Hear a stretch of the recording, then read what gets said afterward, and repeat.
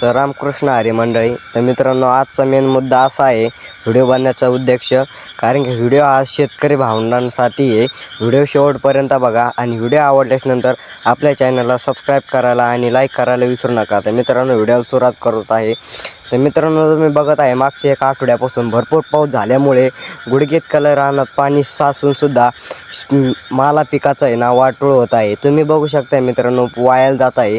आता तुम्ही सांगा मला, ही सरकी बुडापासून शेंड्यापर्यंत हिला आहे ना, या सरकीला इतके कैरी फुल कैरीनं भरलेली आहे. आणि आता ह्यो माल बघा, आता या मालाचं करायचं काय, यातलं काय करायचं आम्हाला, तुम्ही एकच सांगा मित्रांनो.